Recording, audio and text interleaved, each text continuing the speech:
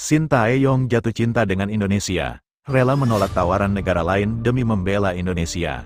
그래도 내가 해패장도 만나고 했는데 기대감 많이 갖고 있어서 또 인도네시아 축구 팬들이 또 많은 기대를 갖고 있다는 얘기도 듣고 해서 심리적으로 또 많은 부담감을 안고 있다고 보면 되겠습니다. 지금 인도네시아의 사람들 언어와 습성, 환경과 모든 것을 이제 새롭게 접하기 때문에 많은 것이 긴장이 되고 또 내가 새로운 길을 개척해 나가야 되기 때문에 상당한 부담감도 있고 해서 하지만은 인도네시아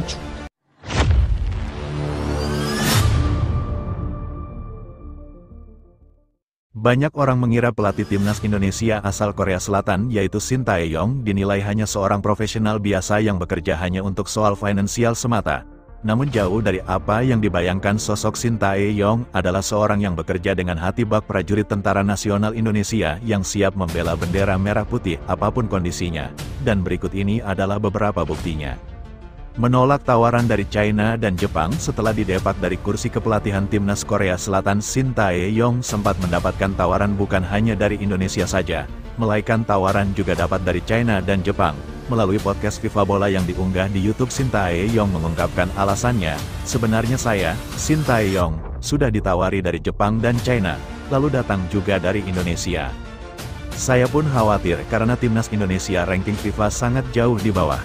Akan tetapi saya punya kenangan di Indonesia ketika kualifikasi 2015 bersama Korea Selatan U23 dan saya suka tantangan dan saya memilih Indonesia, ujar Shin Tae-yong dalam podcast FIFA Bola.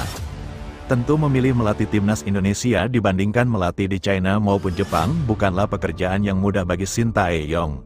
Namun kecintaan Shin Tae-yong dengan kenangannya di Indonesia 2015 silam membawanya berada di bumi pertiwi.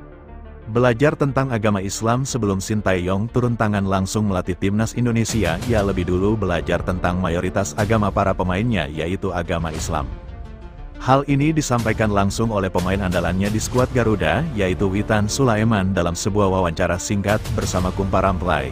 Dia, Shin Tae-yong, sangat bagus toleransinya karena sebelum dia, Shin Tae-yong, pegang timnas Indonesia.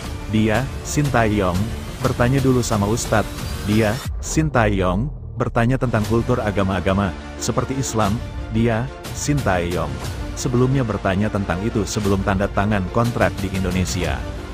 Jadi sampai saat ini, bagus toleransi antar agamanya, tentu keinginan besar mempelajari tentang agama mayoritas pemain timnas Indonesia dan kebudayaan yang ada di Indonesia adalah bukti betapa Shin Tae-yong tidak hanya seorang profesional sejati melainkan ia menaruh hati dan jiwanya untuk Indonesia.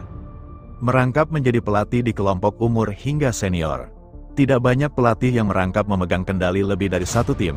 Mungkin saat ini tercatat hanya Shin Tae-yong bersama timnas Indonesia. Sejak kedatangannya di Indonesia, Shin Tae-yong telah melatih berbagai kelompok umur timnas Indonesia. Tercatat Shin Tae-yong pernah menjadi juru taktik timnas U19 proyek Piala Dunia yang akhirnya gagal karena pandemi COVID-19. Melatih timnas U23 di ajang Piala Asia dan AFF Cup, hingga timnas senior, Shin Tae-yong menjadi pelatih tim nasional tersibuk sejak melatih tim nasional Indonesia. Rasa tanggung jawabnya terhadap kualitas pemain timnas Indonesia dan ingin memberikan prestasi terbaik bagi skuad merah putih membawanya menerima tawaran tersebut dalam kontraknya.